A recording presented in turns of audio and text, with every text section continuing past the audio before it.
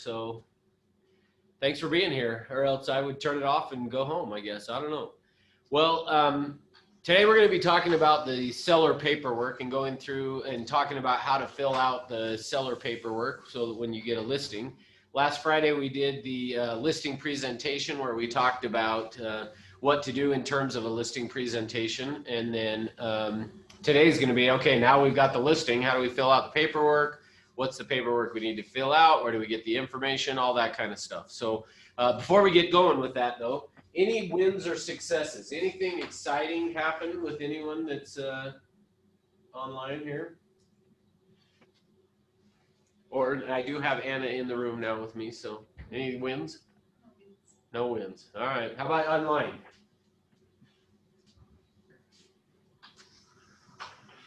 I guess I'm going to take that as a no from the online too. All right. Well, we'll just get going then. So I'm going to get the screen share pulled up here so that you can see the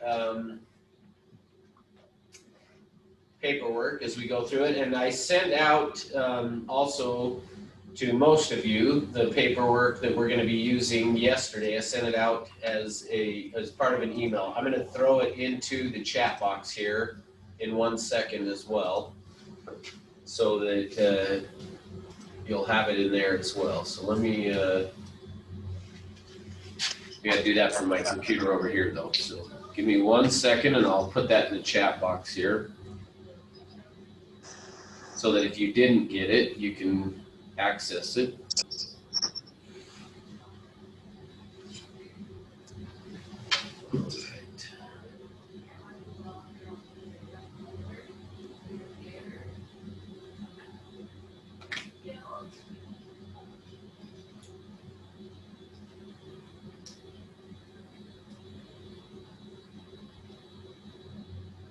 All right, so that should be in the seller in the chat box now as well. So, okay, and then let me hand it to you guys here.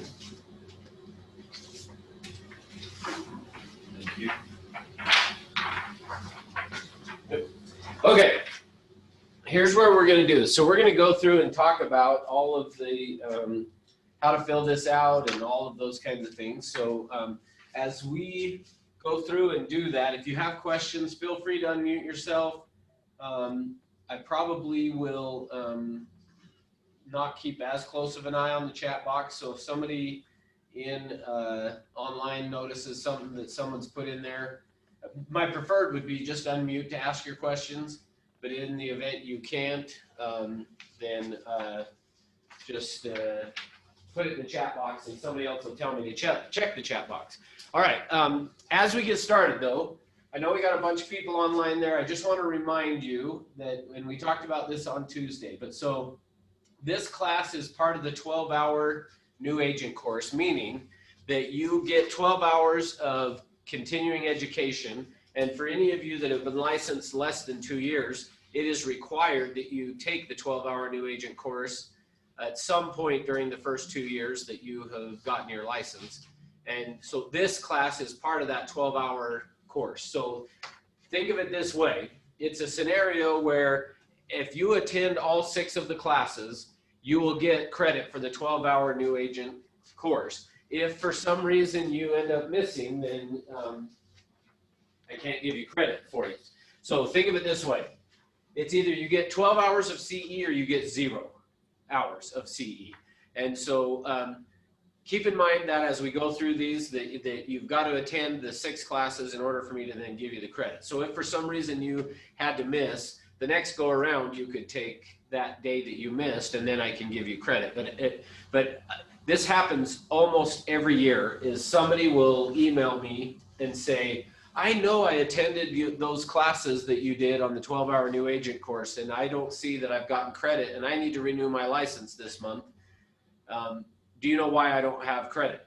And every time I go back and I check the sign-in sheets and the spreadsheet that I keep track of, and it's because they didn't attend all of the classes that they did not get. So I just want to be really, really clear that it's an all or nothing kind of thing. You either get 12 hours or you get 0 if you don't attend all 6 of the classes. All right, now with that being said, if you guys that are on Zoom will put in your first name and your last name and your license number. into the chat box. I would appreciate it because that's how I keep track of it.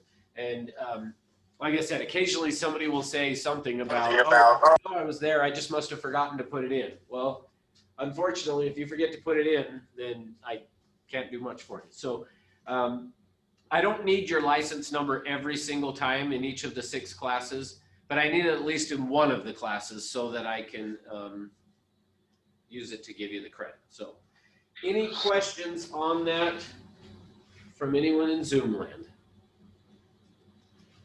Or questions from you guys here? But hopefully I made that really clear that that's how it works. So I'll remind you at the start of every class a little bit, maybe not in as much detail as I just did now, but just know that you have to be attending, and you have to, I have to have that in there. And like I said, probably what I think I'm going to do today is I'm going to put something in the chat box if somebody signs in after that point, it's like too late. You didn't make it. All right. I don't see any questions, and it looks like when I'm looking at the chat box, people are just throwing in their name and license number, so I think we're good. All right, here's what we're going to do. So we're going to go through and talk about how to fill all this out. Now, the first thing that I want to point out to you guys is up on the very top here underneath our logo, you'll see that it says exclusive right to sell listing agreement and agency disclosure. This is a legally binding contract. Read carefully before signing. So I just want to point out to you that piece, that this is a legally binding contract, and that if your client is worried about it or wants to have an attorney look at it, whatever, then you should let them do that, because this is a legally binding agreement. Now, we'll talk next week on the buyer side of it, of kind of the difference between the seller and the buyer side of things. But just keep in mind, this is a legally binding contract. And why I say that is sometimes either an agent will say to us, or we'll even get a call from a client sometimes saying, I want out of this agreement. Well, how many parties does it take to get into the agreement, to sign? 2. So guess how many it takes to get out of it? 2. Both have to agree to get out of it as well. So once you enter into it, this is an agreement that we as a company, if the client calls and says, I want out of the agreement, we can just say, no, sorry, like, we're not letting you out of the agreement. What we typically would do is then say, well, what's the problem, to try to figure out, and usually there's some issue with the agent. And from there, then what we're going to try to do is get a different agent to be assigned to take care of that client. Okay, so that's where I just want to start with all this. This is a legally binding contract. All right, next. Oops, went too far. This agreement is entered into effective the blank day of blank month of year between Century 21 Everest and blank the seller. So obviously, what we're going to be putting in there is the first thing we're putting in is the effective date. So what is the date we're going to have this contract going to? Is what we're going to put first. This is a training, which is to remedial. So I told the guy that I was helping. Mute you, Rebecca, or ask you to mute yourself. We can hear you talking there. Oh, you can? Whoops. Yep. So if you will. Oh. There we go. Okay, good. All right. So we're going to put in the day and month and year that is between Century 21 Everest and blank the seller. So here's the first question for you. Where do we get the name of the seller? How do we decide what we're going to put there? Okay, so Anna said from the county records. Any other thoughts?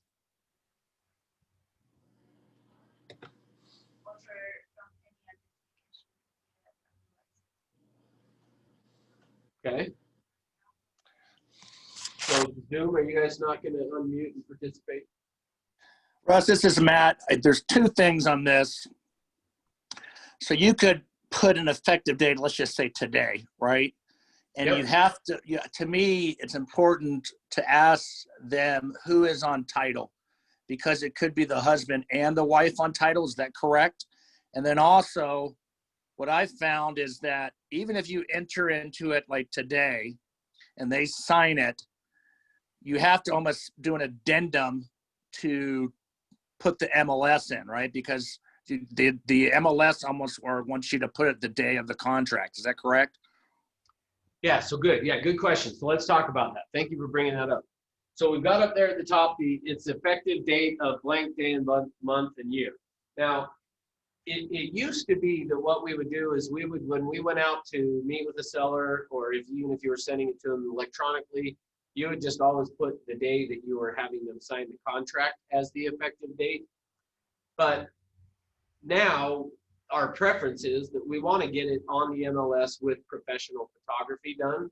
And so what ends up happening a lot of times is people will go out and get everything signed, but then they don't actually want it to hit the MLS for X number of days. Well, the other thing that has changed on that is it also used to be once you would get it signed and had a listing signed, that you had 5 days after it was signed to get it onto the MLS.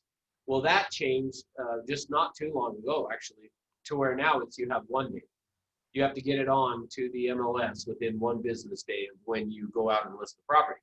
Well, so as a result of that, what Matt's saying is, yeah, so to some extent, sometimes what you may want to do is if I was getting it signed today, I might not want to have the effective date of this contract to go into effect until,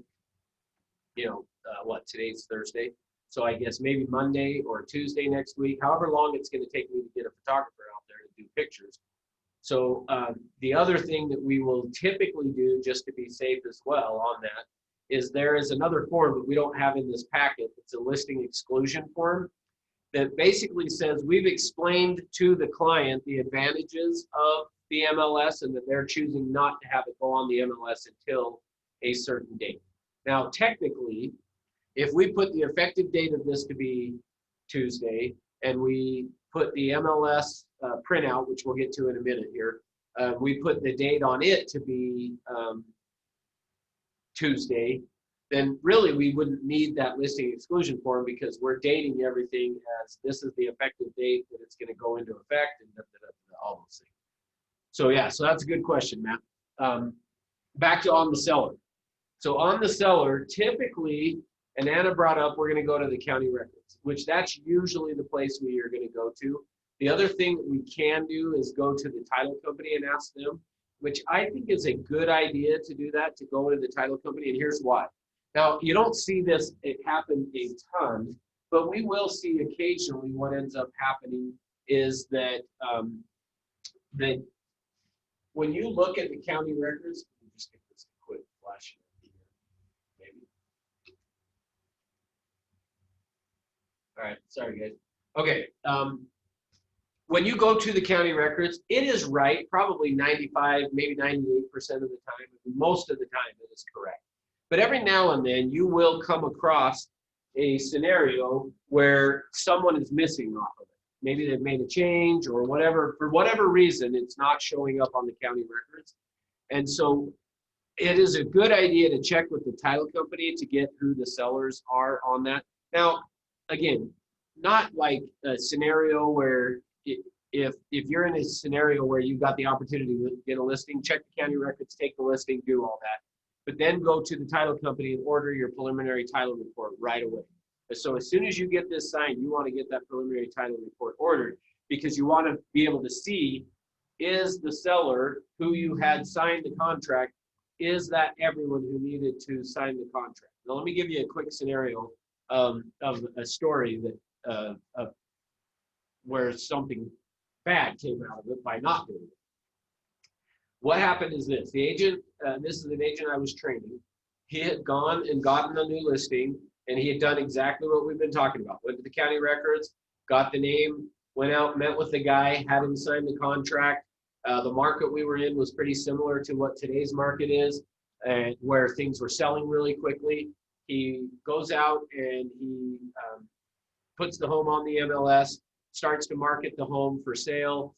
And as he's marketing the home, gets an offer in, and during the process of the negotiation of getting the offer in, he got the preliminary title report.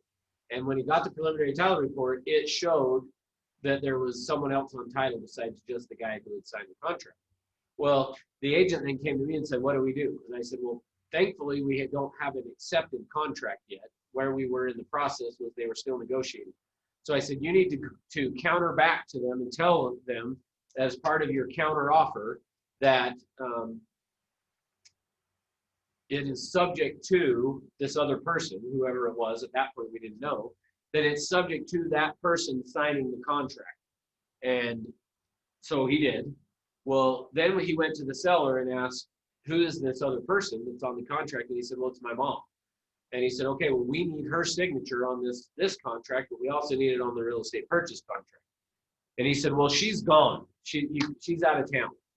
Okay, well, can we get her copies to her somehow? Can we email them? What do we need to do to get her signature? Oh, she's on a boat, and so she's not going to have access to any of that. Okay, well, when is she going to be back? In a week.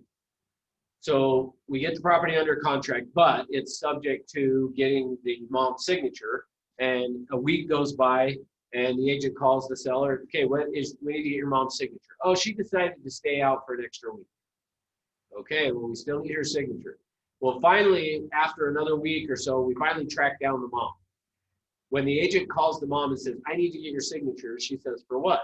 Oh, well, we listed the home and we've got an offer and I just need to get your signature. And she said, no. And what are you doing? Like, why did you do, like, she was so mad because not only had we listed it without her signature, but we had negotiated an offer, even though it was subject to her signature. She was so mad, and she said, the whole reason I'm on title is I bought that house for him, and I don't want him to sell it. So no, I won't sign it. So as a result, what's going to happen? Yeah, you can't sell it. So we can't sell the property at that point. Now, thankfully, we had put in there the subject to the mom's signature so that when we were, and obviously the buyer was upset when we go back and say, sorry, we are not able to do this transaction. Mom won't sign it, and that's why we did it subject to it. All right. So I probably beat that up enough. But so on that line for the seller there, we need to make sure we know who the sellers are and who all of the sellers are and get it signed. Now, what if when you look it up, though, it says that it's in the name of a trust? Now what? I think the Zoom people are counting on you guys to answer all the questions. So don't answer unless you want. Okay, good. So we're going to put the name of the trust, but then after we put the name of the trust on here, what do we need? Somebody unmute. Go for it. I was going to say if the title's in the name of a trust, you have to have the people on the trust signature. Is that correct? Yes, that's exactly right. So what we need is that whoever in the trust is authorized to sign is whose signatures we need. So here's what I recommend that you do is when you list the property and it's in a trust, I would tell whoever you're dealing with, you need a copy of the trust showing that they or whoever it is has the right to sign on behalf of the trust. So we want to make sure we get that. And I always just tell them the title company is going to need this in order for us to close because they have to record a copy of that showing that they found who the trustees of the trust were. So I just always say, hey, I'm going to need a copy of it. I always just ask for a copy of it at the time of my listing. Now, I may not get it the day that I list the property, but I'm going to ask for it at the time of the listing because what I want to be able to do is not have to worry that I don't have the right people's signatures or worry about tracking it down before closing, all of those kinds of things. So make sure that you're getting that. Now, let me ask you another one. This is one that actually I'm potentially dealing with right now. Is one of my neighbors, her husband passed away in April. Well, she's decided now she can't take care of the house on her own. She's got cancer as well, not feeling well. And so she's saying, okay, I need to sell the house. When I went to the county records and I look it up, it has him and her on it. So he's still on title, but obviously I'm not going to be able to get his signature. So now what do I need to do? How do I do it? Yeah, good. So Anna said I need to get a copy of the death certificate, which is exactly right. Is what I told her is what I'm going to need before we can list the property is I need a copy of the death certificate. Now, the thing is, like I said, do we really need it at the time of listing? No, not really. But I've just seen so many times on a trust or on needing a copy of a death certificate that what ends up happening is that the people say, oh yeah, I'll get it to you. I'll get it to you. And now it's time for closing, and you go, oh, well, I'll just bring it to there. And they bring it to the closing, but it's not a certified copy, and the title company needs a certified copy of it. So anyway, my point being, any of that stuff that you need, deal with it sooner than later. Don't wait on it, because all it'll do is potentially delay a closing. In fact, I got a call late last night from an agent. I don't know if he's on here or not, but I got a call late last night from an agent. Yeah, he's not. But saying, hey, we're supposed to close. And this is one of those domino transactions where his seller is also the buyer of a house. So he's got the buyer of his seller's home, and then his seller is buying another home. So it's this domino effect. And the problem is the buyer of his seller's home was supposed to get some documentation to the lender, and they still haven't gotten it to the lender. They were supposed to close, I think, tomorrow, if I remember right. So this is just another one of those scenarios. When you need something from your client, get it sooner than later. When they say, oh yeah, I got to get it, I'll get it to you next week or tomorrow. Okay, that's fine, but make a note for yourself to follow up on it, to get it sooner than later, because then you don't have to worry about last second, they got the wrong thing, it doesn't work, whatever it is. Make sense? All right, next. Ooh, my voice cracked there. Sorry. Next, the terms of the listing. The seller hereby grants the company, including blank, the seller's agent. So obviously, hopefully this goes without saying, but your name will go in there as the seller's agent, right? As the authorized agent for the company, and that it is ending at 5 p.m. So notice that it's at 5 p.m. that it ends on the blank day, month, and year. How far out should we put the expiration date on this? How much time do we want to have? Okay, good. So a couple people in here are saying 6 months, which is good. That's a good rule of thumb.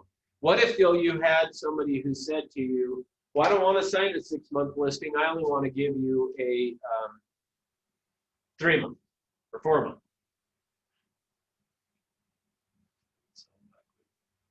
Say that again. You'll sell that quick. So. Yeah, so that's part of what I would say is, to me, in today's market, and to some extent, you'll hear occasionally from somebody, well, we only want to give you 1 or 2 months. Well, for me, if I know the property's going to be priced right with what's going on in the market today, I probably would go, great, let's do it. Because if it's priced right, it's going to sell. So I would probably be okay with that. They're more comfortable with it too. Yeah, yeah. And so if they're more comfortable, but there's another side of this as well that I would say, and that is that. Hold on 1 second.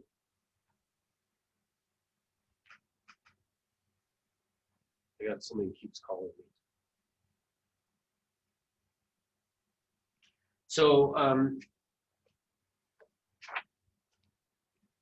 the flip side of that is, what I don't want you to do, though, is go around thinking, oh, just do 1 or 2 month listings. Like, as a general rule, in fact, this one I was talking to you about with my neighbor, which we'll see if and when I list it. Maybe she's still not 100% sure.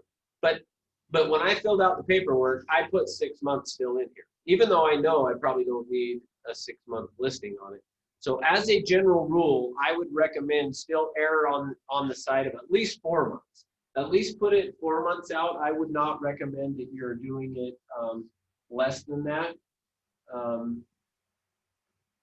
for me. So because what you don't want to do is get in a scenario where you get in this habit of doing these short-term listings. So as a general rule, I would say err on the side if you're going to do more of like a 6-month. For me personally, minimum of 4 months. That's typically, like, I don't care what's going on for me. I usually just say I want a minimum of 4 months. And the reason is I want to have enough time to make sure that we can get the property sold. And also just, we spend a lot of money to market these properties.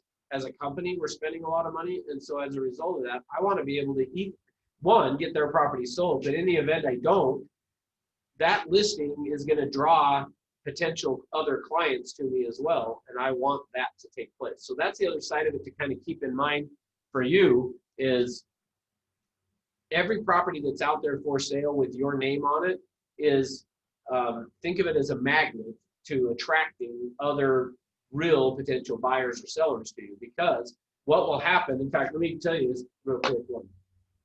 I had a neighbor, this goes back quite a few years ago now, probably close to 15 years ago.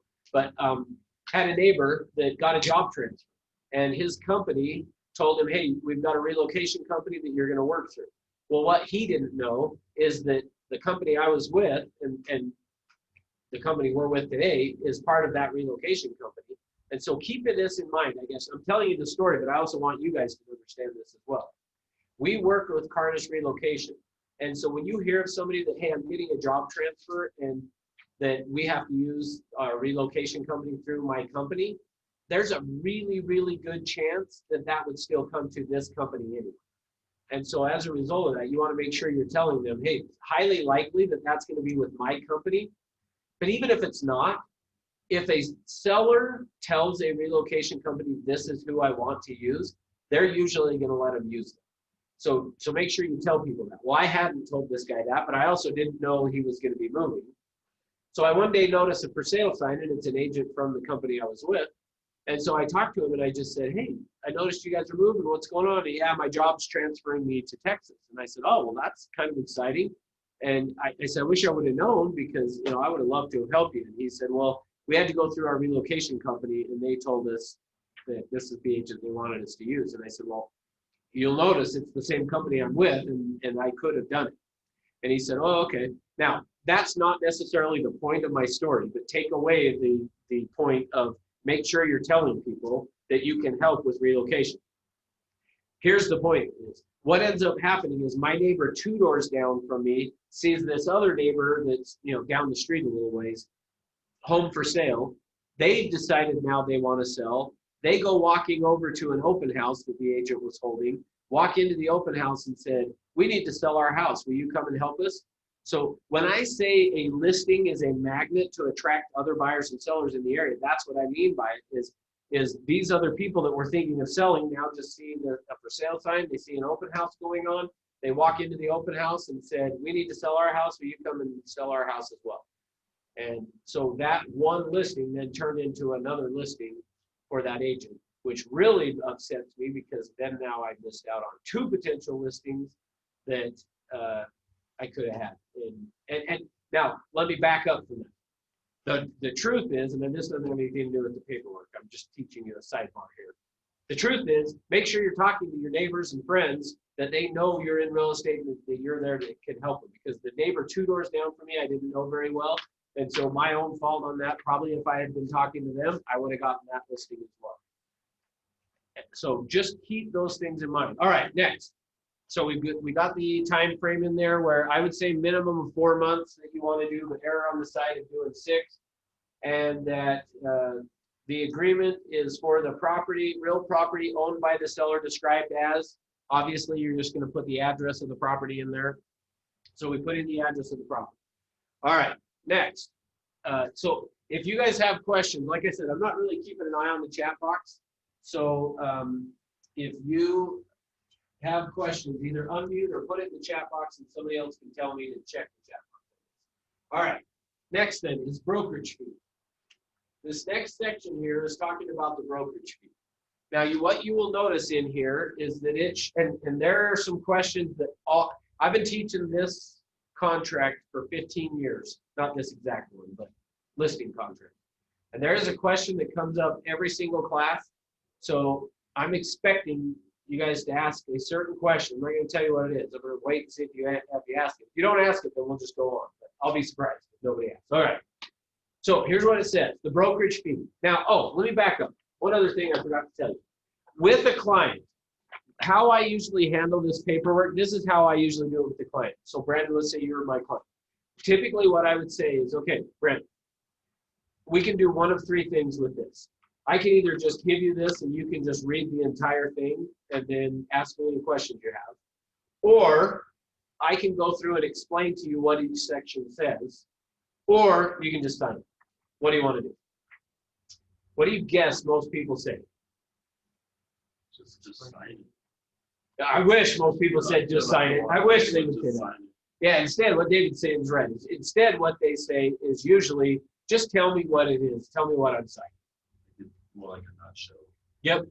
So what I'm going to do now, so now that we're in this brokerage fee section, what I'm going to do now is I am going to explain to you guys the way I would explain it to a client. So keep in mind, back to what we said at the very start, this is a legally binding contract. Oh, this is a legally binding contract. So because of that, if they want to read through the entire thing, I let them read through the entire thing. Like, just let them decide, do they want to read it or not? So if they want to read through it, let them read through it. That's fine.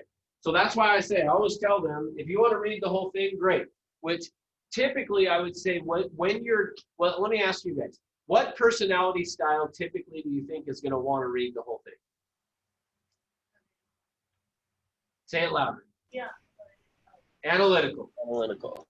That's right. Good. Thank you. Yes, the analytical is the one who's usually going to be the one that wants to read it. So if you know that from the beginning, one of the things that I would recommend that you guys do then is I would send it to them beforehand, before your listing appointment that you're going to do with them. I would say, I'm going to send over the contract for you to take a look at, and then you can ask me any questions that you have about it.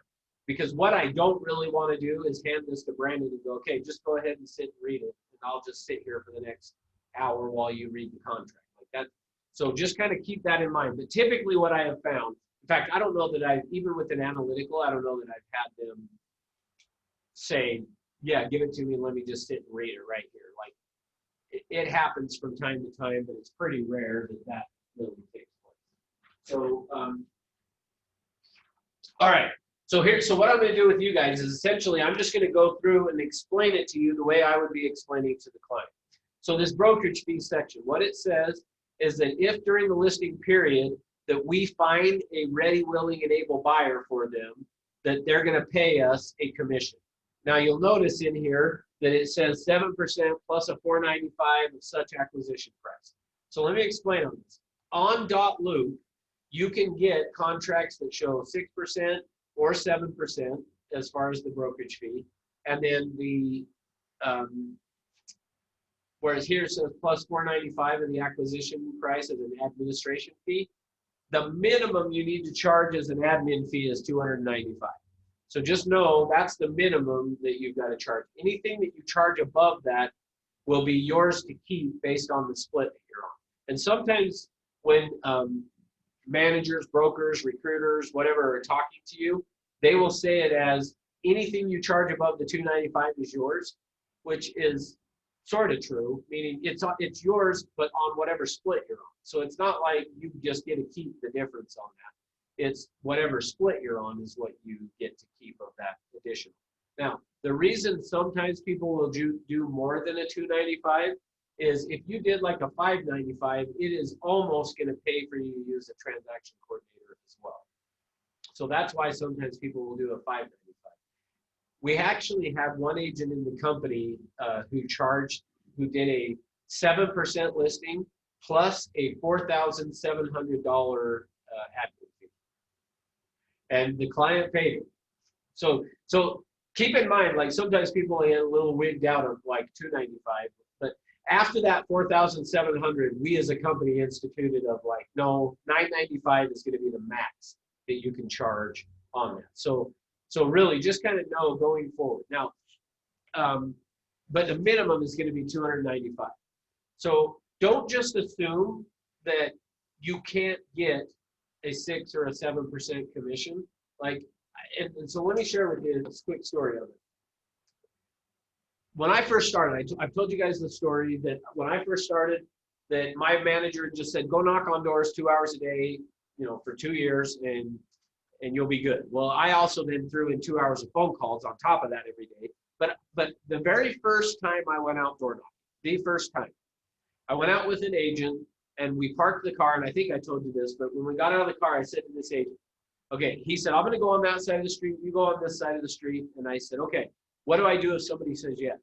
And he goes, oh, they won't, so don't worry. And I was like, okay, but what if they do? And he said, they won't. And I was kind of, part of me is like, well, then why are we doing this if nobody's going to say yes? But he said, if they do, just tell them that you'll need to you're busy right now and that you will need to come back later.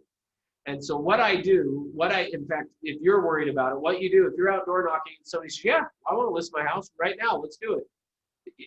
Best thing to say is, well, let me finish doing what I'm doing right now. I could come back in a couple hours or whatever. But if you're worried about it, give yourself some time. So that's what he told me, is just, if they say that they want to do it, just set an appointment to come back either later today or tomorrow or something. And I said, okay. So I go knocking on these doors, and I'm knocking, get to the very last house on the street. I knock on the door. Guy opens the door, and I said, we just listed a home for sale over here, and I don't remember any of the details. It's listed at this price, had this many beds, fast. Who do you know that wants to move into the area? Well, I don't know anybody. Okay, well, how about you? When do you plan on moving? And he's like, yesterday, if I could. And I was like, really? You wanted? He's like, yeah. And I said, okay, well, where are you going to move to? And he said, I want to move to, I think he said Wendover, if I remember right, which is kind of weird, but he was like, I would move to Wendover. And I was like, okay, well, so when do you want to do that? I told you I wanted to do it yesterday. And I said, oh, okay, well, I'm kind of busy right now, and so I got to come back later.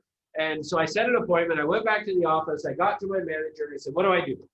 And he handed me the paperwork. So now keep in mind, I'm very new to the business. He handed me the paperwork, and similar to this contract, the one that they handed me said 7% commission. I go out to his house. I knock on the door. I go in. I say, show me around the house. And I've actually got a few other funny stories on this whole thing, but I'll save it for another day. But we go through the house, and after we get done with the house, we sit down to sign the paperwork, and I'm going through it. And I get to, and I had said to him, you want me just to explain it or what? And he said, yeah, explain it. Well, luckily I had read through this. So let me pause there. If you have never read this entire contract, I would highly recommend that you should. Even though you might not be an analytical, I would recommend get a highlighter, sit down, read through it, and highlight anything you have questions on. Because if you don't understand something, you need to talk to a manager or broker about it to find out, like, what is it that you didn't understand on that section. So I had gone through and read through it and done it and highlighted it. I'd gone to my manager, and what does this mean and how does that work or whatever. But I actually had not done that at this point. So I get out there to meet with him, and I'm flying by the seat of my pants. So I get out there and I sit down with him and I go, okay, brokerage fee. And I look at it and I see it 7%. And I said to him, hey, so the commission's going to be 7%. We didn't have the admin fee at that time. So I said, the commission's going to be 7%. And in my mind, I'm going, I thought it was 6. I'm just thinking this in my head at the time. I'm like, I thought we only charged 6%. Like, I didn't, everything in school they ever talked about was 3 and 3. And I was kind of like, okay, so anyway, but I just said 7%. He didn't say anything. So I just kept going and went through the rest of the contract, and then he signed it. I took it back to my office, handed it to my manager, and he goes, he signed it? And I said, yeah. He's like, awesome, good job. And so that was it. Well, then on, and I think if I remember right, I had gone out on a Saturday. So on Monday, I handed it to him. Well, Tuesday was our sales meeting. So I go into sales meeting. There's probably 30 agents there at this sales meeting, and he starts it. And he goes, hey guys, you know Russ, he's their newest agent here in the office, and I just want to let you guys know that he got his first listing last week. And everybody's like, all right, woo, they clap. And I was like, oh, thanks. And he goes, and get this. He listed it for 7%. And everybody's like, whoa.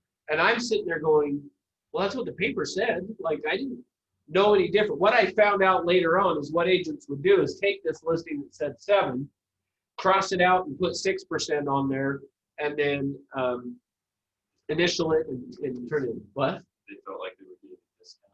Yeah, that way the people felt like they were getting a discount. So if you want to do it that way, which is how a lot of the agents would do it, is they would take it at 7, cross it out and put 6, and then the client feels like you're giving them a deal. But for me, I just didn't know any different, and my manager didn't tell me, so I went out and did a 7%. Now, because of that, I have had a lot of agents that I have trained just say, well, I'm going to take that approach as well. And in fact, there was one agent that I trained that after 2 years, I ran into him one day, and he said, I have never done less than a 7% listing because of what you said in the class. I just go in and expect it, and that's what I get. Now, I did run into him a year after that, and he goes, oh yeah, I quit. But I don't know why he quit. Now, let me go one step further on this. We have an agent up in the Centerville office. His name's Trent Hyde. Trent, and I don't know if he started doing this again. I'm guessing he has not. But for a lot of years, when the downturn in the market happened, so 2008, 9, 10, every listing he did was 8%. He would list it at 8%. And here's what he would do, is he would offer 5% to whoever brought in the buyer. Now stop and think about it. If you had a client that the house may or may not work, but the agent's offering 5% to whoever brings in the buyer, what do you think the chances are you're going to show that house? Now remember, I said if it's borderline, like it might work for your client, it might not. You're not sure. Like if it doesn't work, probably you're not going to show it to them. But if you're looking at it and you're like, ooh, you're probably going to show it. Now, what about if you go to you go show it and your client likes it and wants to write an offer? Probably a pretty good chance that you're going to try to convince your client to negotiate on that one and put the deal together. Versus if they're offering 2% and the client's like, well, forget it, we'll go buy a different house. How do you think most agents respond to that if you were going to get 2%? Yeah, let's find a different one. Yeah, Brandon's like, yeah, let's go find a different house. I agree. And I probably would too. But if you were getting 5 and the client's like, forget it, let's just go buy a different house. Sounds perfect. You're probably going to say, well, hold on, let's see if we can, I mean, you like this house, right? Like, let's see if we can work it. So part of why I'm saying that is, part of what I want you to understand is don't fall into the trap of going and just having them say, well, somebody else will do it for cheaper. Well, because guess what? At one point, I had started with Coldwell Banker, is where I started my career. At one point, I started to feel like, you know what? I'll bet I could go list all these for sale by owners for 4%, and I could make a ton of money by doing a bunch more listings. Well, here's what I found, is that when I went and started to try to do that, because what I felt like is I would go out on a for sale by owner, and they would say to me, well, I got somebody else that will do it for 4%. Will you do it for 4? And I would say, no, I won't do it for 4. And I wouldn't then get the listing. Well, then I decided, well, I'm tired of getting beat out, so I'm just going to go do 4% listing. So I started to do that. Then guess what I found out? There were people at that time who would say, well, I'll list it for $595. So now I'm going in trying to get a 4% listing, and then people were saying, well, I got somebody else that will do it for $500 plus 3% to whoever brings in the buyer. So will you do it for $595? And I was like, no. Now here's the other thing that I found out, and pay attention to this. If you have done business, look at this. If you have not, pay attention as you do. The people who you give that type of a discount to, here's what I learned. So I left Coldwell Banker. I went to Remax because I was like, I can charge whatever I want over there. And so I went there, and while I was there, I started doing 4%. And here's what I found. The people who want a 4%, who you get a listing at a 4%, are also the ones at closing trying to take money out of your pocket. They were the biggest pain in the butt clients I ever done. Like, it didn't take me long before I said, I'm done with this. I'm going back to a full service company, because what I figured out is the type of clients you get that expect that are also the ones that are the biggest pain in the butt. Versus, I've done a lot of 8% listings as well. I always offered 4% to whoever brought in the buyer. I didn't do 5 like Trent used to do, or I don't know if he's doing it or not, but I always just offered 4, because I felt like if you had never seen 5 and you saw 4, you're going to be just as excited about 4 as you are 5 if you haven't seen 5. So for me, I was just in 8 and I kept 4. And that's what I always told Trent. You should keep 4 and offer 4. And he'd say, I probably should. And then he would still do it at 5. But just recognize, you don't just assume that everybody wants a deal. If you will take the time and explain to them the advantage of even doing 3.5. If you did a 7%, when I did a 7, I would offer 3.5 to whoever brought in the buyer. Now, unfortunately, what I've seen a lot happening in our market today, and this actually I've seen it within our company, and it bothers me big time. So maybe I shouldn't say it, because some of you might be like, ooh, that's a good idea. They'll go in and list it at 6%, and then they offer 2 to whoever brings in the buyer, because buyers are plenteous right now. And so agents will go, I'm going to list it at 6, I'll keep 4 and offer 2. See, all we're doing is hurting ourselves down the road. Before long, you guys watch it. We're headed that direction. Before long, unless we all decide to put a stop to it, before long down the road, 2% is going to be the norm. That's what you're going to get, which means you're going to be listing properties at 4%, giving 2 and keeping 2, and you're killing our income and things. So anyway, I'll get off my soapbox about that. All right. So when is the bro? You guys that are on Zoom, I haven't heard from you for a while, so I got to make sure you're still awake and alive there. if, when do they owe us the commission? So somebody on Zoom, unmute, mute and tell me, when do we earn it when we bring a ready, willing, and able buyer, but when do we get paid? Closing. Okay, good. That's right. Is if you read through this, basically what it says is that we've earned it once we bring them a ready, willing, and able buyer, but we collect it at closing. So keep in mind, when you bring somebody to them that is ready, willing, and able, which that could be a whole separate discussion of what determines ready, willing, and able, but that's when we have earned our commission. We just don't get paid until closing. Okay. All right. What questions on the brokerage fee section? Something I noticed when we have, for example, a client that is selling, that is also buying, you kind of give a deal there because you're going to get that information. Yeah, Is that okay? Or well, here's the deal I always tell them. I'm not going to charge you anything for the purchase. I'm going to charge you 6% on the sale, but nothing on the purchase. That's the deal I give them. Well, because do we charge them on the buyer side? A $295, and I'll waive the $295 if that's the case. I'll pay it. Yeah, what I found, so a lot of times what I will do is with people, now it doesn't always work, but a lot of times what I'll just do with people is I say it that way. If they say, well, hey, since we're going to sell with you and then buy, will you give us a deal? Yeah, I won't charge you anything for the purchase. And usually they go, oh, okay. right, but you're still getting commission because you know you're getting from first. Yeah. Selling. Right, but you're not paying it. That's genius, right? So here's what I found. Now, let me ask you this. What do you do for like family members? Oh, good question. You weren't here last week. We talked about this. I mentioned I've sold my mom's house twice. I charged her 6% both times. And that's the reason why I did. Is the reason I charged my mom 6% was so that I can stand up in a class when I go on an appointment with anybody, I can say to them, hey, I'll give you the same deal I gave my mom. Oh, that's great. What was that? 6%. Now, I did some really good stuff for my mom after closing because see, you can give your clients after closing, you can give them really nice gifts. But honestly, I've charged my mom 2 different times. I charged her 6%. And I did it so that when somebody would say, what do you do for a family member? I could say, it's 6%.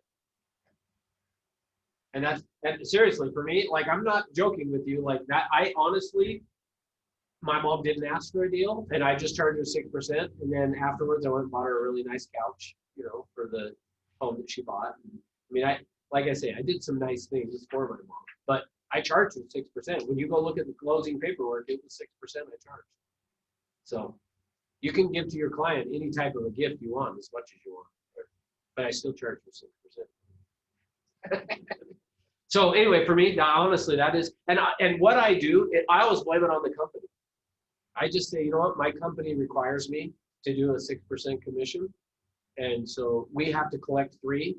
So if somebody, the next place that I would go, so let's say you pushed me on it, and you were a friend or a family member, and you were going, come on, dude, like so-and-so's would do it for 5. Here's the next place that I go before I would do it, is I say, look, I'll do 5 if you want, but it's not in your best interest that we do that. Can I tell you why? You want to know why? Because when I offer out on the MLS 2%, so if we list it for 5, yeah, they're not going to show your house. So I could do it for 5 if you want, but we're probably going to sell your house for less money, and we're going to attract less buyers, because technically, here's how I explain it to them. We essentially have to get your property sold 3 times. Now, let me explain what I mean by that. This is the type of stuff that I will say to get them to agree on a commission.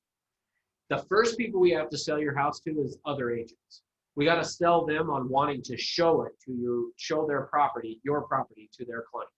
Because believe it or not, and this is what I tell them, and I know it's true, believe it or not, there are some agents that when they see your property online and we're only offering 2 or 2.5%, what's going to happen is they're either going to not show the house, or it's going to be the last house they show. They're going to hope their client buys the ones that are offering 3%.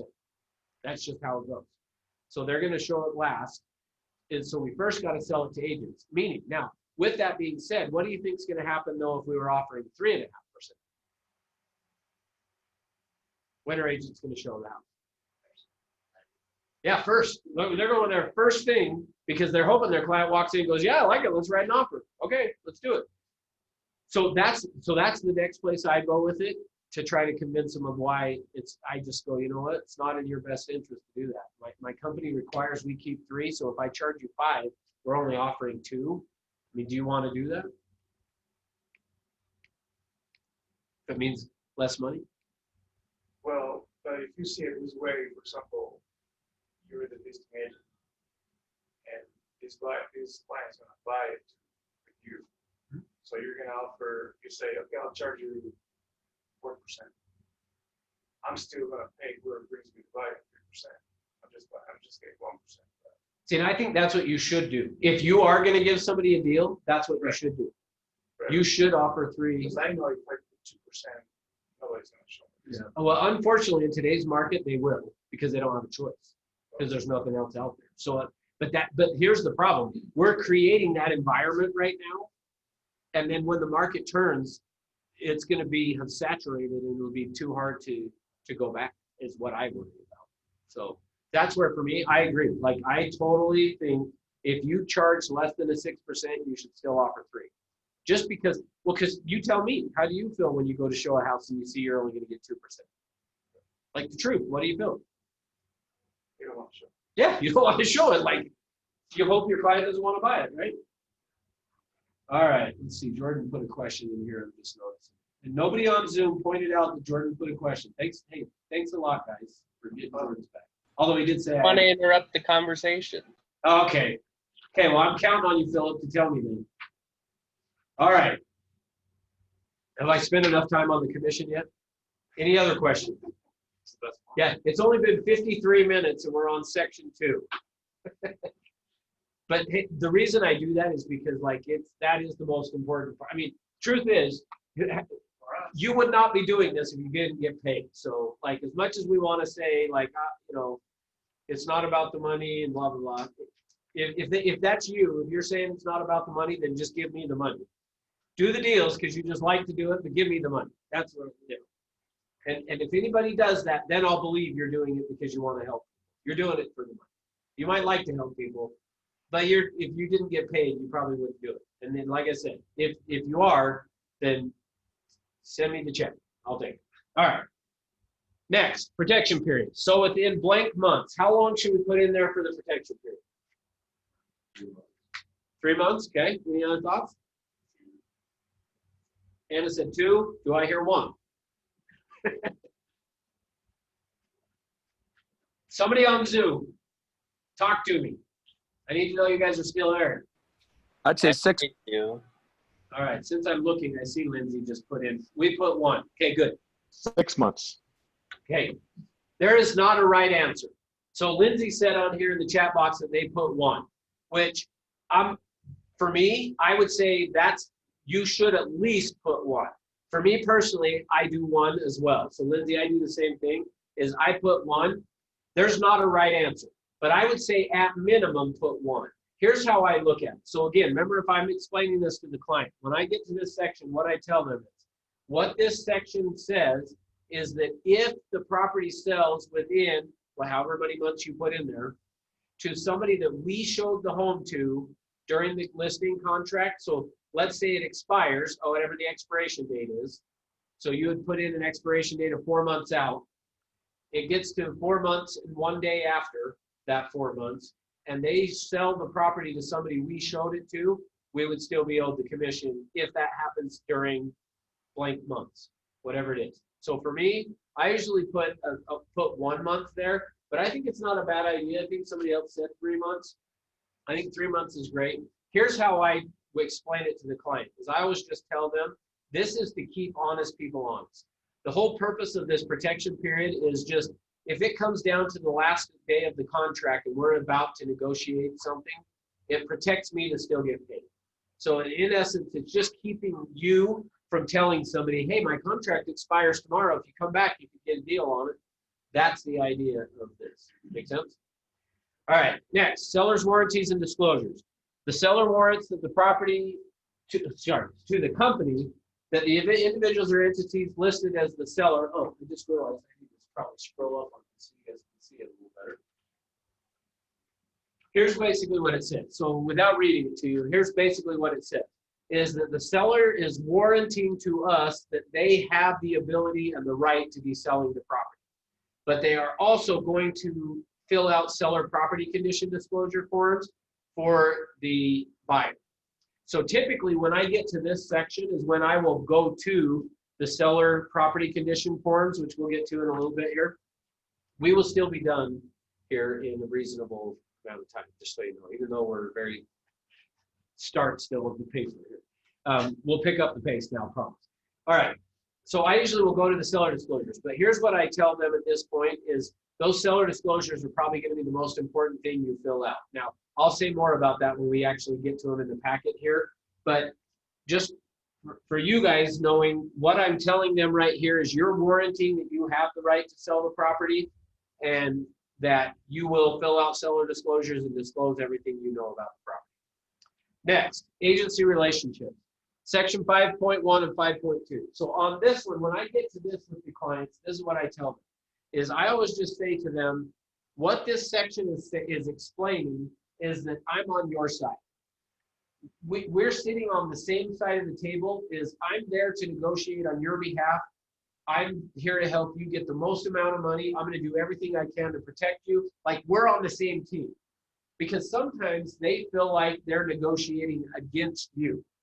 And I just always want to make sure they know we're on the same team. Like I'm fighting for you. We're not battling against each other is what this section is saying, is that I have certain duties, which we'll talk about the duties. We'll get into that in the buyer packet. We'll spend a little more time on the duties because we won't spend as much time on the stuff up above.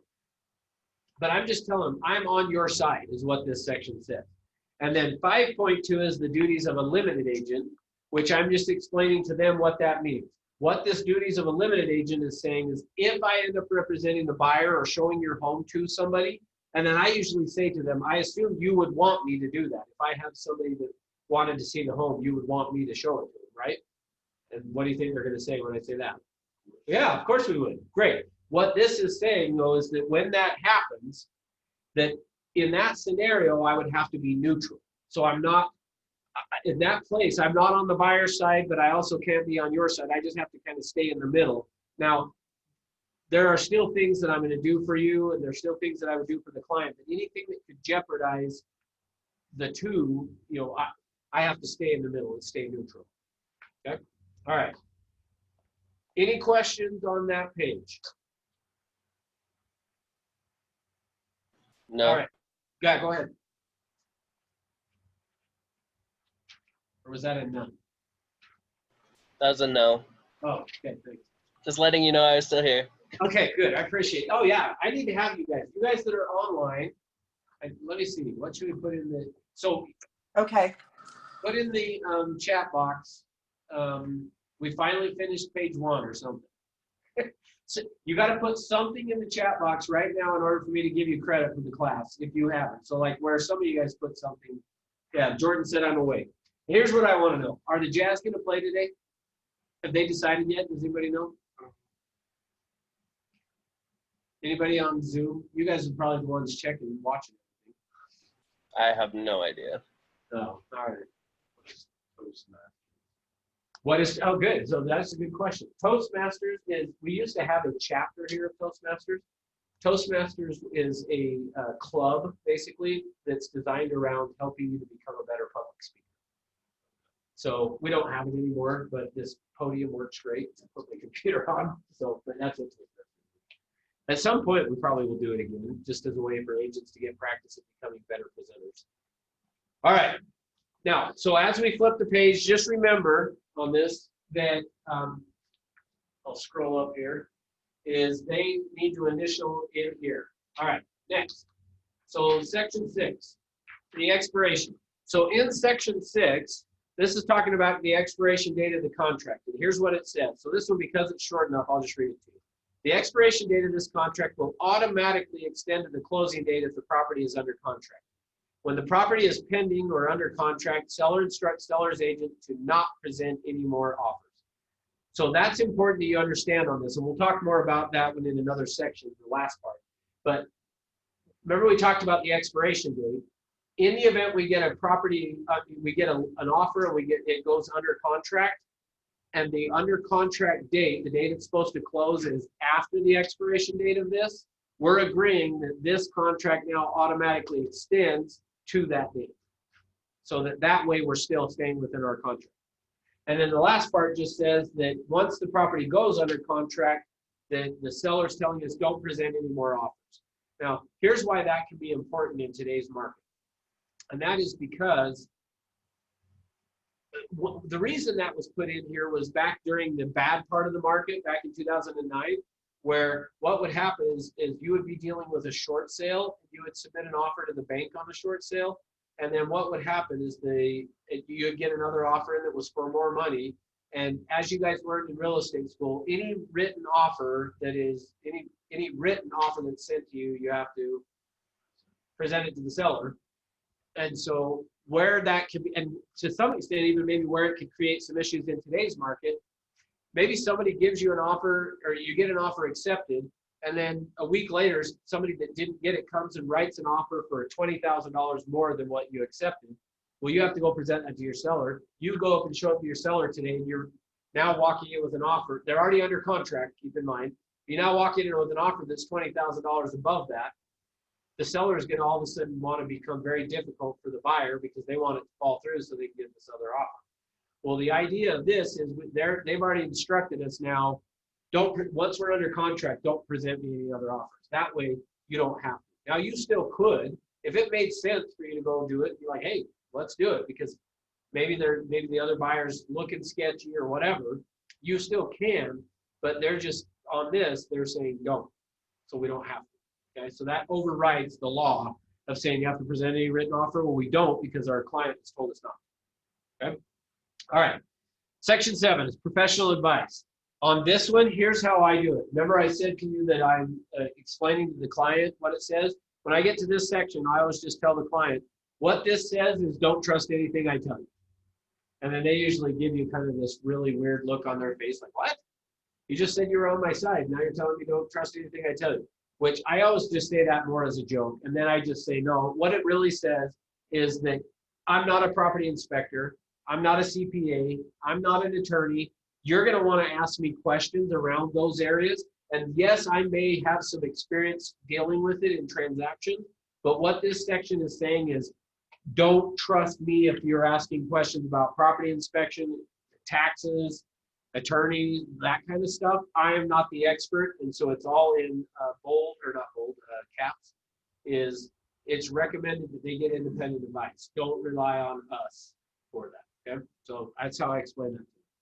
Section 8.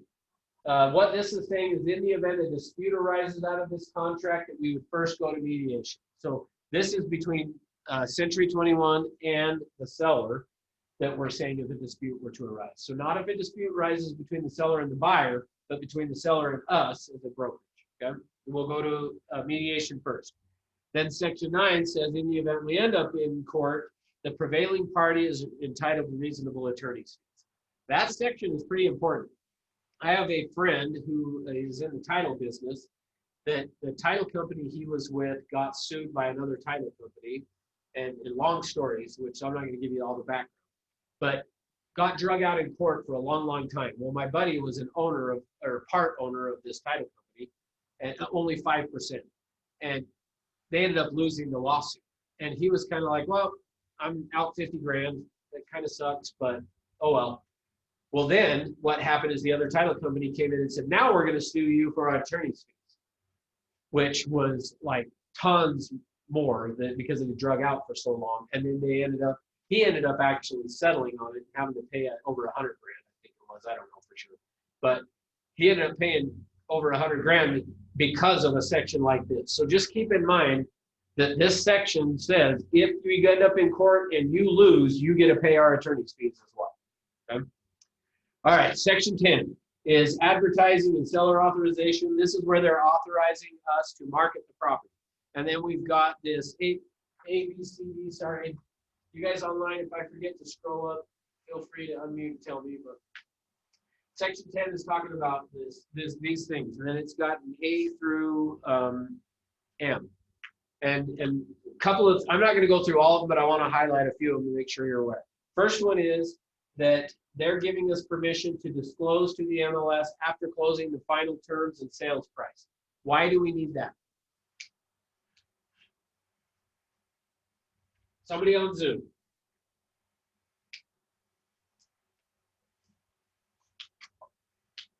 Nick said we should revive Toastmasters. Okay, we'll put you in charge of it, Nick. How's that sound? I would say appraisal. That's what I was thinking is we need to know what the actual cost of closing was so we could give sellers and buyers an accurate description of what their house is worth. Absolutely. And why, but why do we need permission to do that? So you're right on, Matt.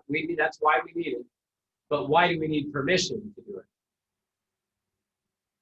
Why can't we just do it? Why do we have to say seller gives us that we can give, they're giving us permission to do it? Because I mean, the house is in their name, so to some extent it discloses their like financials. So. And isn't this a non-disclosure state? There you go. That's the answer I was looking for. Right on. Is we are a non-disclosure state. And so technically, without permission, we couldn't tell anybody what their home sold for. So we have to get permission from it. So we get permission to disclose it to the MLS so that what Matt said is we can have comparables and all those kinds of things for us and the appraisers. All right, then B says disclose to the MLS the square footage of the property obtained from, and then it's got check boxes, which we already kind of talked about. Typically where you're going to get the square footage is typically going to be the tax records as well. But the other options that it gives you is appraisal, building plans, or other. Now, so here's the thing is there's two places that is required by law that the seller disclose where they got the square footage from. One is this, and the other one is the seller disclosures. So they have to disclose to the brokerage where the square footage came from, which is kind of ironic because where does the seller usually get the square footage from?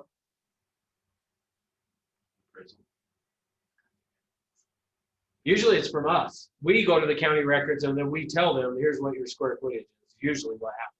Now, if they've had an appraisal, then a lot of times they'll use that. But so it's kind of ironic because they have to disclose to us where they got the square footage from, and they usually got it from us, which is kind of funny. But anyway. All right, next is the other things that are on here is I want to point out E is that we can put a key box on the property, and that the seller authorizes us to do that. And the seller also acknowledges that it, oh, sorry. The other thing it says we could put a, like a regular key box on there, but it's saying that the seller acknowledges it's not going to provide the same security that an MLS key box would.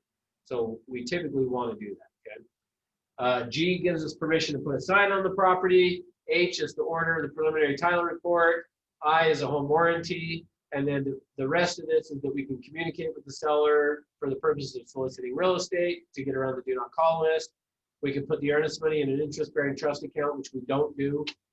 L is that when the property is pending or under contract, the seller instructs the agent not to present any more offers. So that's the second time now they're telling us that. And that in the event the buyer's agent requests to present an offer in person, the seller gives us the ability to decide if we're going to let them or not, basically. Okay? Which doesn't happen anymore. Used to happen a lot. Like when I first started the business, that is how you did it. And in fact, to some extent, in our current market, it probably would not be a bad idea to go and do that, to put your offer in time for acceptance to be like an hour long and show up at the house and present it to the seller of, here's an offer, my seller's willing to pay this price, but they're only willing to pay it for the next hour. I mean, just an idea for you to try. All right, section 11, personal properties. Let me scroll up on the screen so you guys can see it. Next one is personal property. When I get to this section, I always tell the seller that two things on this one. When I get to personal property, first one that I always tell the seller is if there are things in the property that they don't want to include. For example, we've got this projector hanging in this room. Let's say that the seller was like, I'm not including that with the sale of the house for whatever reason. Then my recommendation to them is get it out right now. Don't even let it be there while we're showing the property. I have seen too many times where a shelf on the wall that the seller made and said, oh, I'm not going to include that shelf because I want to take it with me. Okay. And then you put it on the market and then you put in the MLS shelf excluded. Offer comes in and it says, we want the shelf. And you go back and go, no, we're not going to include the shelf. Well, we won't buy the house if you don't include the shelf. Like I've seen that happen many, many times. So I always just tell the seller when I get to this personal property, if you've got things that are attached that you don't want to include, get them out now. Get them out of the property now because then it won't even be an issue. I've seen that be with ceiling fans. For whatever reason, I had a seller that loved this ceiling fan and was like, I'm taking it with me. I'll replace it with another one, but I'm taking that one. Same thing. We get an offer in, say that ceiling fan's not included, we'll put a new one in. Nope, we want that ceiling fan. There wasn't anything special about it. It's just sometimes the buyer just wants to win, and so they'll go, you got to include that too. If I'm paying that price, I want that ceiling fan. Okay, but why do you want it? Because the seller wants it. Like, it's stupid. So I tell them when we get to this section, if you've got stuff, get it out. Same thing goes for guns, drugs, that kind of stuff. If you're worried about somebody stealing those things during a showing, get them out. You know, your meth lab in the basement, get it out. All right. Okay. All right. Then they're going to do this show. We'll go on page 12. Stop me if you got questions. I'm picking up the pace. Next in section 12 is attachments. On this one is you're either going to check the box there are or there are not attachments. Here's what I will tell you. The majority of the time you're going to be checking there are not attachments. It's pretty rare that you're going to. Let me give you a scenario that you would. Let's say I'd gone out to list it for sale by owner, and while I'm out at the for sale by owner, they said, well, we would list it to you with you today, but Anna might buy it tomorrow. She looked at it yesterday and she said she might give us an offer. So we'd rather wait to list it till we know if Anna's going to buy the house. Well, in that scenario, I'm going to say, well, let's do this then. Let's go ahead and get it listed, and we'll exclude Anna from meaning if she buys it, you don't have to use me, you don't have to pay me. Then in that scenario, I would check the box there are, and then I would list on there all of the people who they say potentially are going to buy the house and exclude them, but I would exclude them for like 30 or 60 days max. Like they're not excluded forever. Just, hey, if in the next 30 days they want to buy it, then they're excluded. But if it goes after that, we've already done a bunch of marketing, we still want to get paid. All right?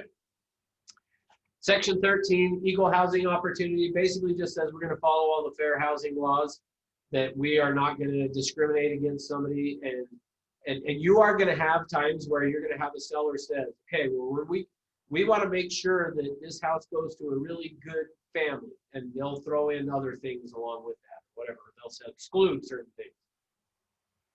This one, I just make sure when I get to this, I tell them this says that we are going to market the property, and whoever brings us an offer that meets what you're looking for is who you'll sell the house to. You can't decide based on their name or any of the fair housing protected things. They can't make the decision based on. All right, 14, electronic transmissions and counterparts. This section is just saying that we are agreeing that it's okay to sign electronically. We can email stuff. We can do all of that electronically. All right, section 15. What's due on sale clause? What's a due on sale clause? Somebody tell me what it is.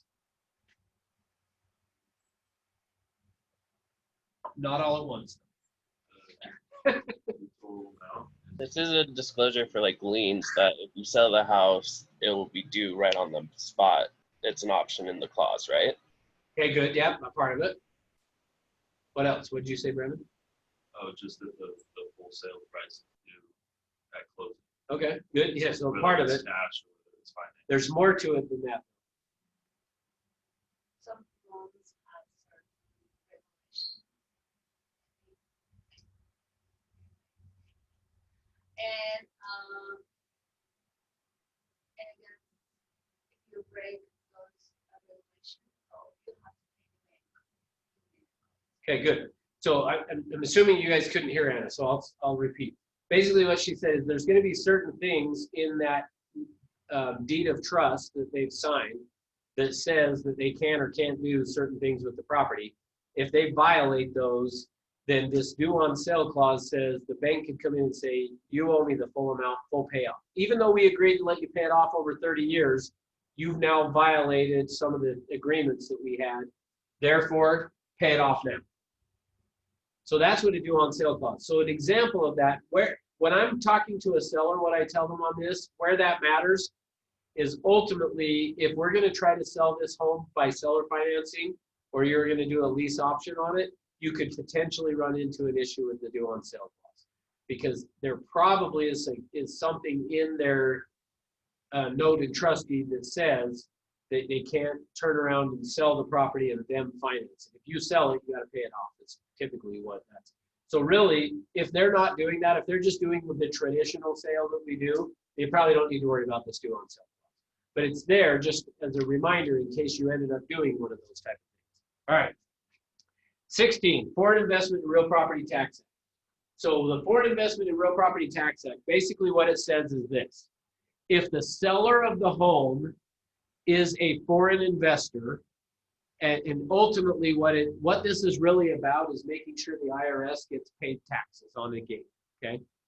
What it's saying is if the seller is a foreign investor, so they don't have a tax ID number in the United States, that they will get one, basically. So it's saying you either have a social security number or a tax identification number, and if you don't as the seller, that you will get one. So that if you owe taxes, you can pay it. Now, here's the ironic, crazy thing about this law.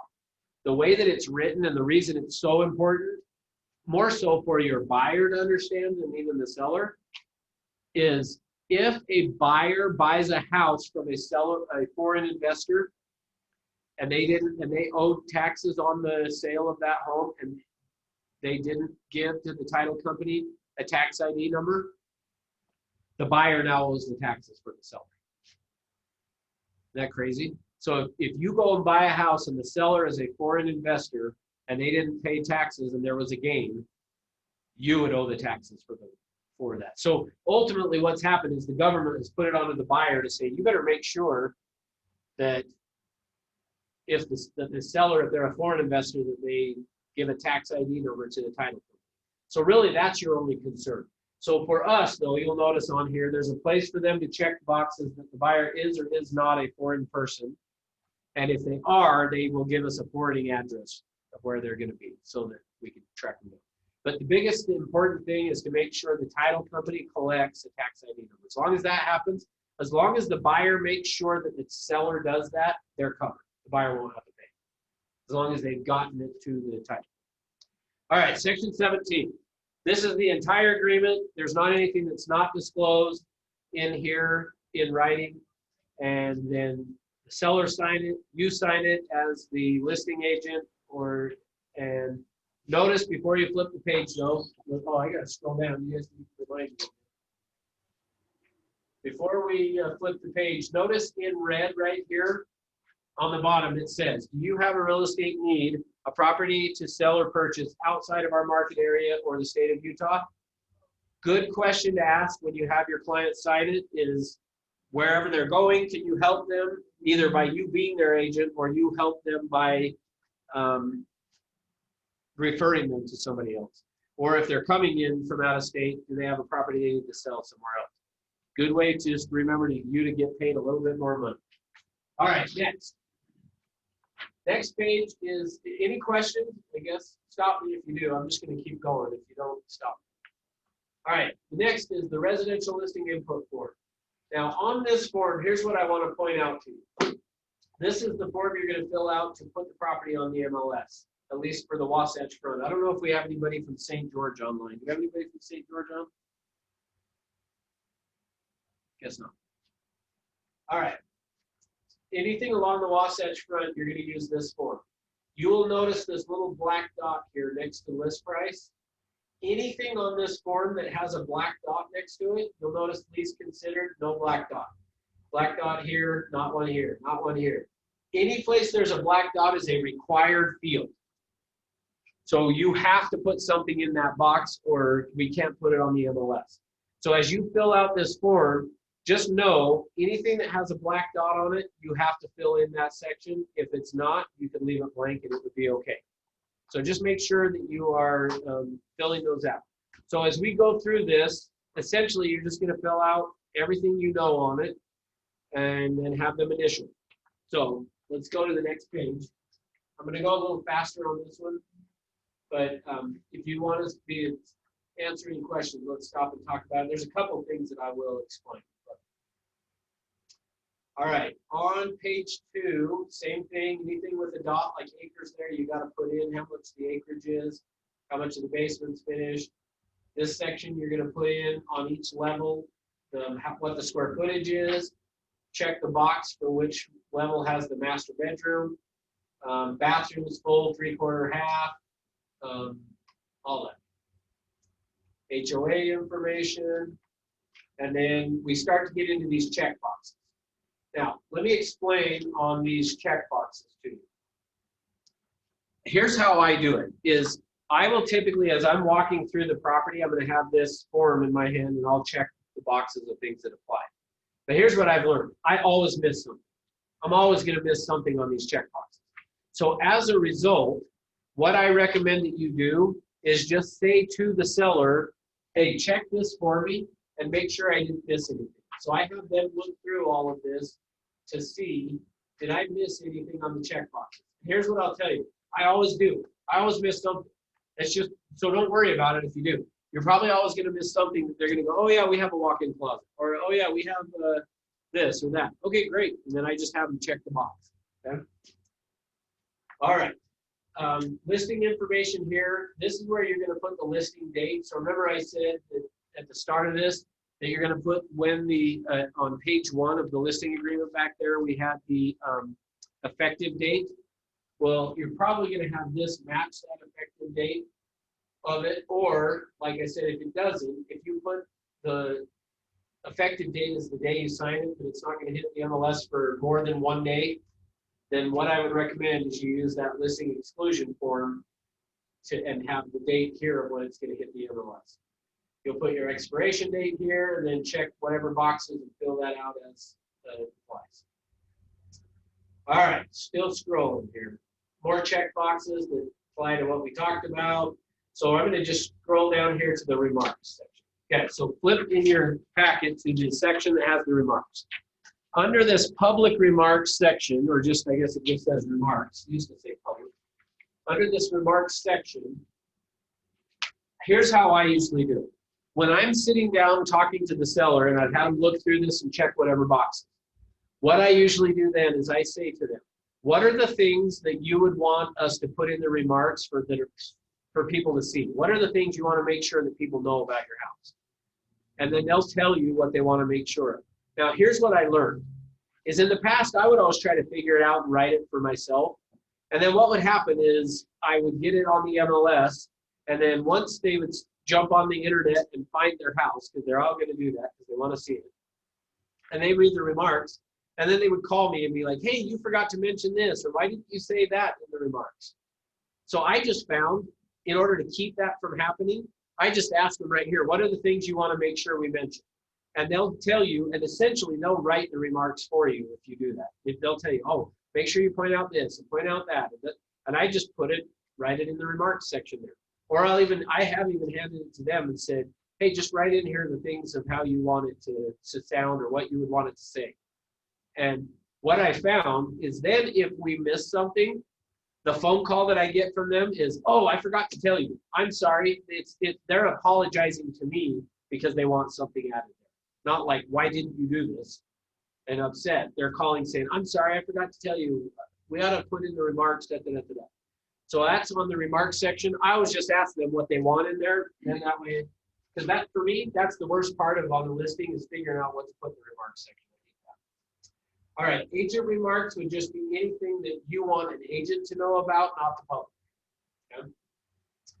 Directions, non-standard address. Don't need this too much anymore because typically people just have a GPS on their phone, they plug in the address, it takes them to the property. But in the event, like I sold a cabin up Big Cottonwood Canyon, that if you put in the address to the GPS, it got you close, but you were still about 2 cabins away when it stopped. So in this directions or non-standard, that's where you would want to put in, hey, your GPS is going to drop you off 2 houses before, make sure you go to the one with the red brick or whatever, like something like that.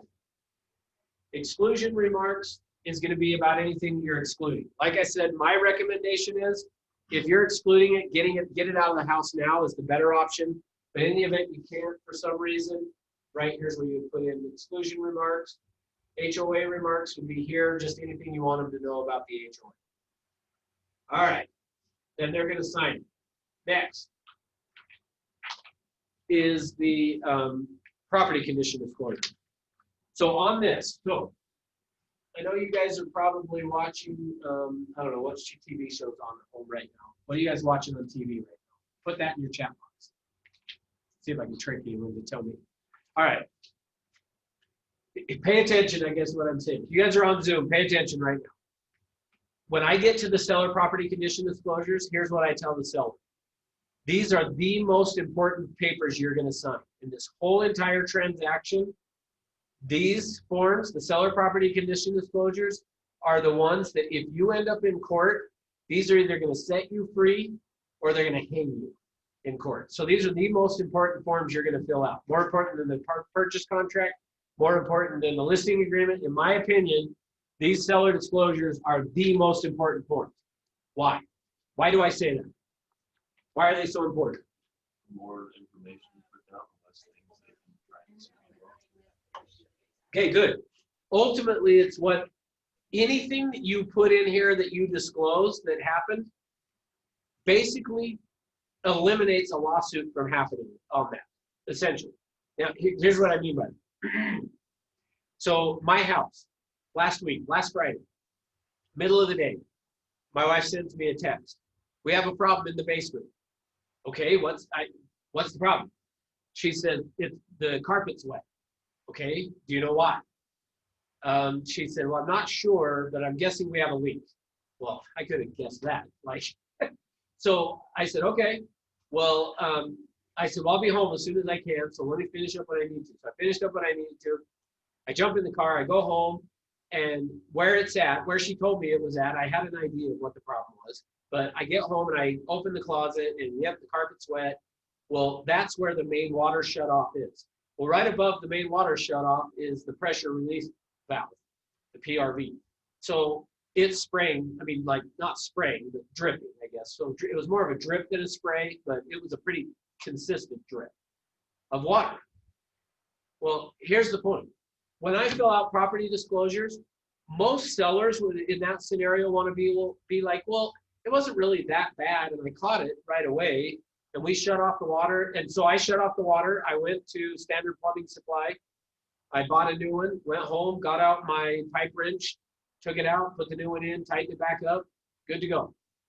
Most sellers in that scenario would be like, I probably don't, like, even if they don't ask you in their own mind, they're probably thinking, that's not really a water leak. I mean, it wasn't that big of a deal.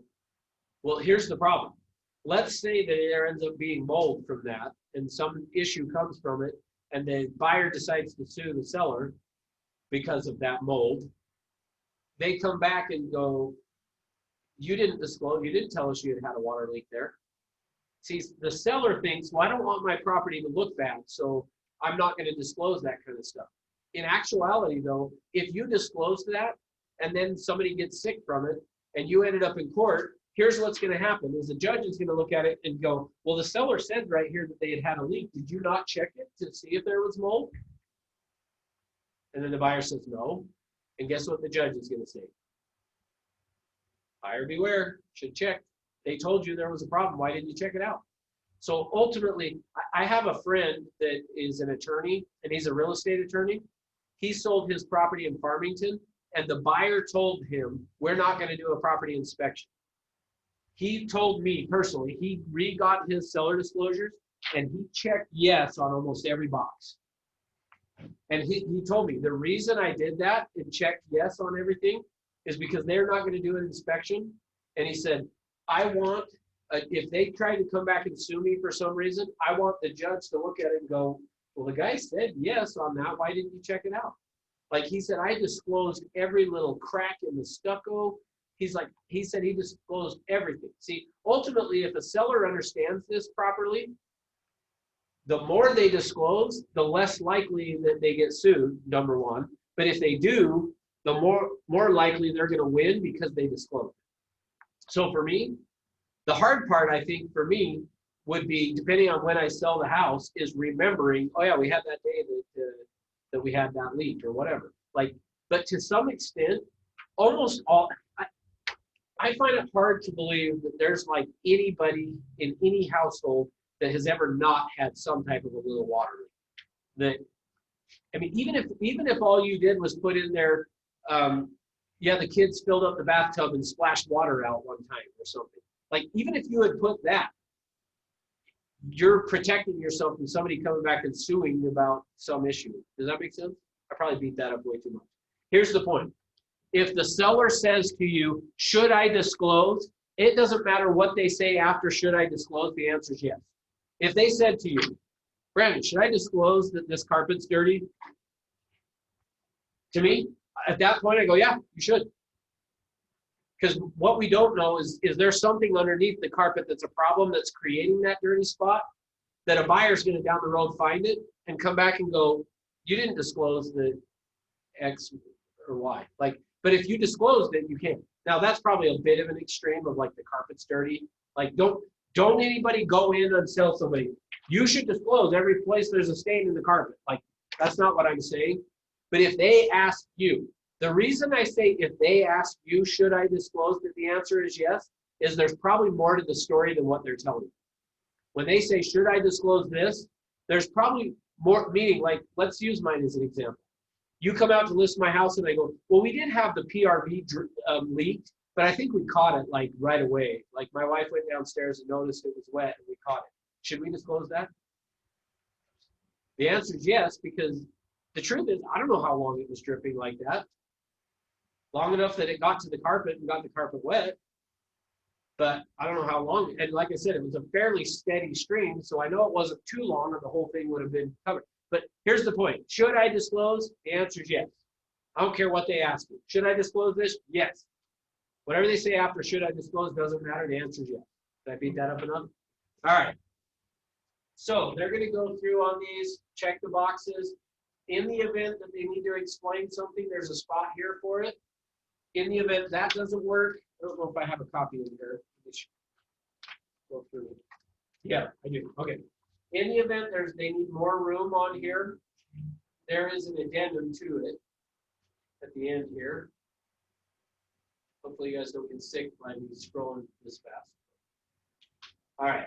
There's an addendum to the seller property condition disclosure. They can just put the page number, the item number, and an explanation there on this addendum. Let me back up.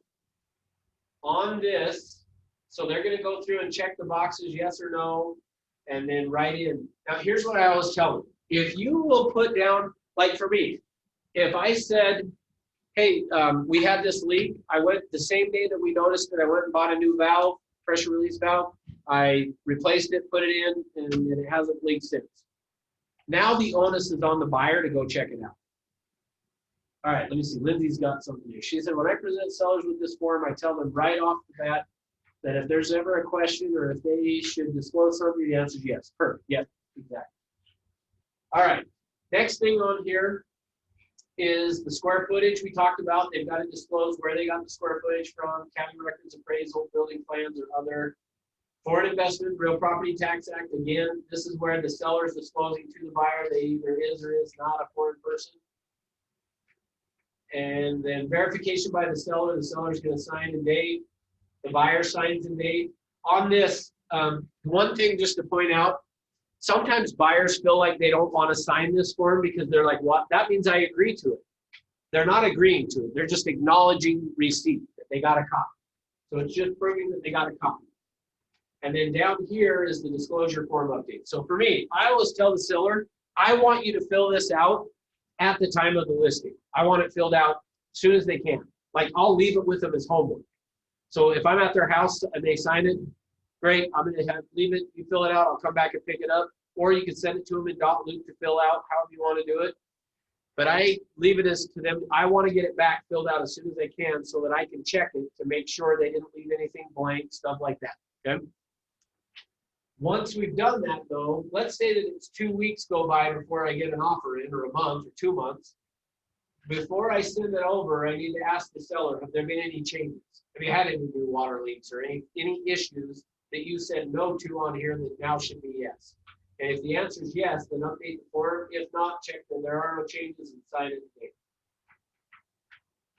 All right. Questions on seller disclosures? If not, we're going to wire fraud. All right, next form then is the wire fraud. On the wire fraud, the idea of this form is just to protect. Now, less worrisome for the seller, meaning the seller's probably not going to be wiring money, although it is possible if it was a short sale or something. I mean, or excuse me, maybe not a short sale, but they're having to bring funds to closing. But here's the thing, just make sure to point out to them there's a lot of wire fraud going on right now and you need to verify. So I just did a transaction not long ago for a friend of mine that he was purchasing a townhouse condo for his daughter to live in and rent from him, all cash. Well, he was going to need to wire that cash to the title company.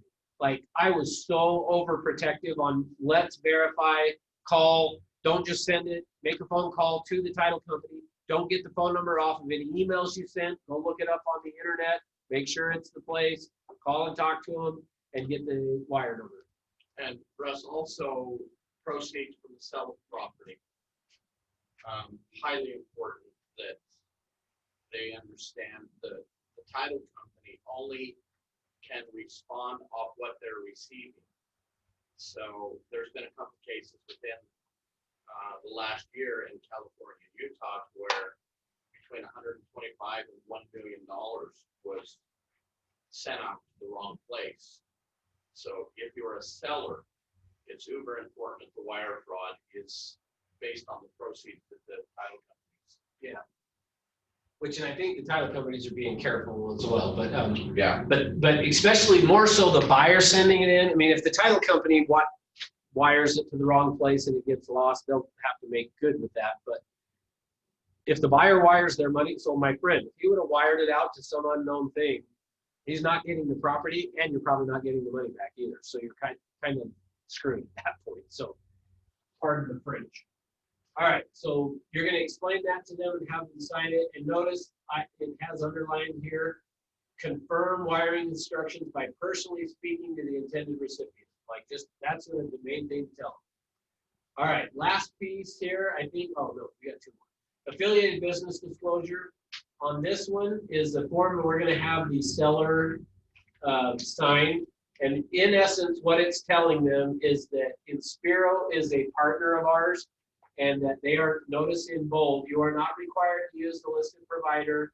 There are frequently other settlement service providers available with similar services.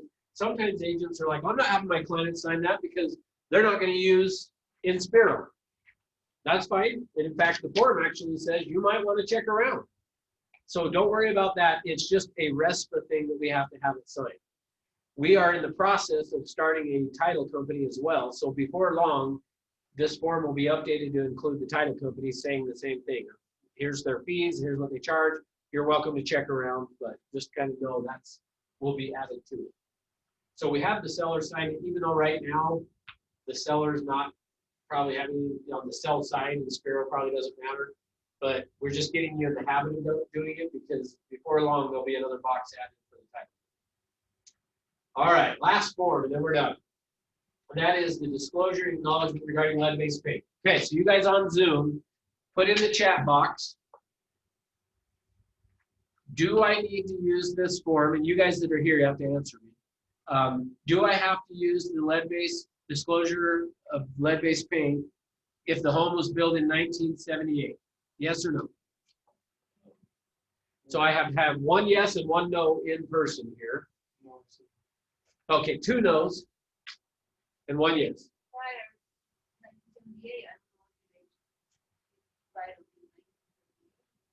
All right, so Anna's saying she's not sure because, so let's see, online we're getting some, mostly yeses and few no's.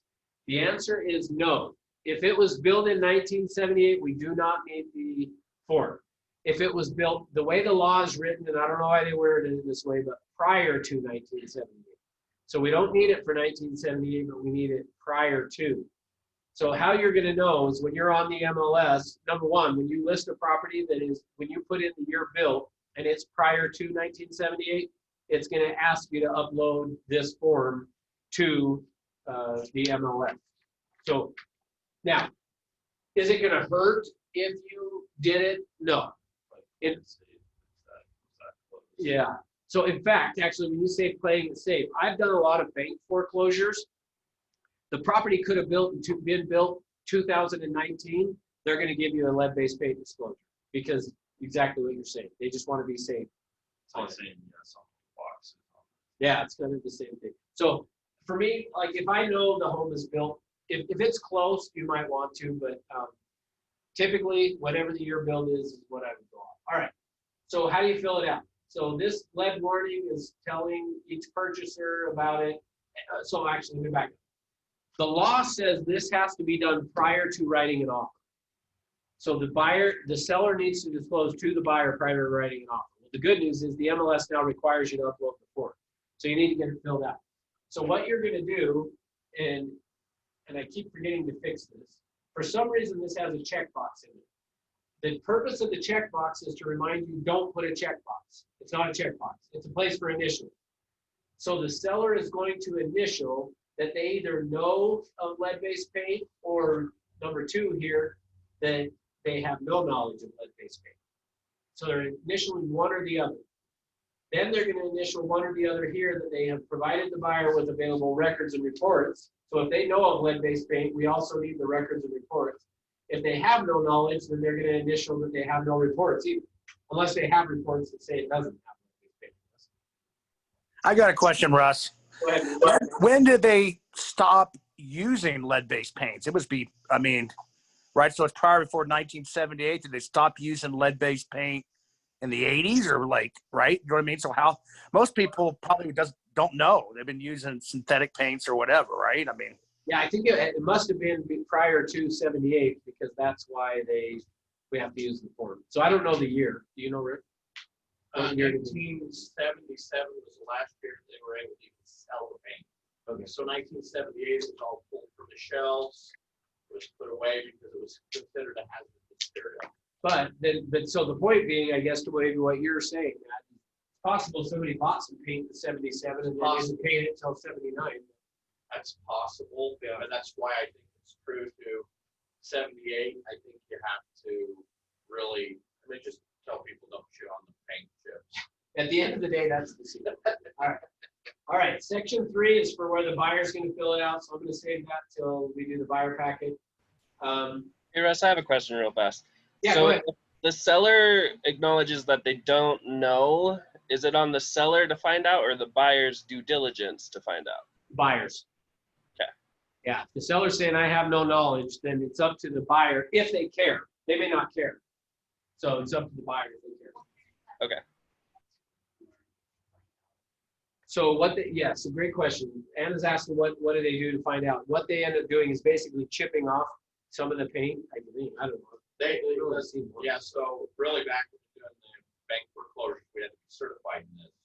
Had a certification from both state and federal agencies that said that you have to pull it off, they test it, but if it's found, then they have to tent the home, just like they would for asbestos, and treat it. So the way they treat it, sand it, paint it. Yeah. But when they sand it, they're like vacuuming it up, which is why it has to be tended and all that, so fumes don't get out there and all that. So here's the biggest thing. Typically, an appraiser is not going to ask for a test if the paint's not chipping and peeling. Right. So just when you're listing a property, if you notice it, recommend it to the seller that they fix the chip and peeling paint, and perfect. Then you should be fine. All right, section 4. Agent's acknowledgement. You as the listing agent are going to initial section 4 that you have informed the seller that they have to disclose. And then everybody gets to sign this one. Seller, buyer, and both agents. All right, what questions?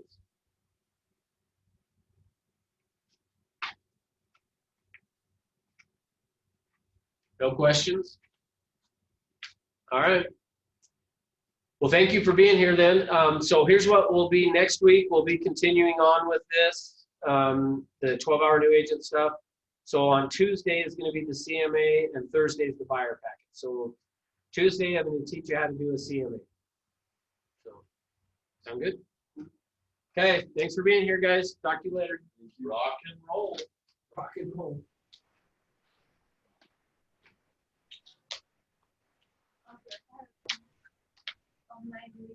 Hey, Russ. Yeah, go ahead. I'm not getting any information like text or anything to get onto the Zoom calls. I was emailed like an event page, I guess, for like the meetings this week. Is there a way I can get added to the list to get those? Yeah, get your license. Okay. So Working on that. I hate to say it, but that is the reason you haven't been getting it, is because it's so if you'll shoot me an email, yes, I'll make sure you get it. Okay. So shoot me an email so that because I don't think I have your email address, is probably why. Okay. So anyway, then I'll make sure you do get it. Have you heard anything on your license yet? I've been calling them like every day, and it's just kind of a runaround. I get transferred like 3 times, and then they say their paperwork just needs to catch up. So I don't know. All right, but yeah, I'll make sure to email you. Cool. Thank you. Thanks, Ian.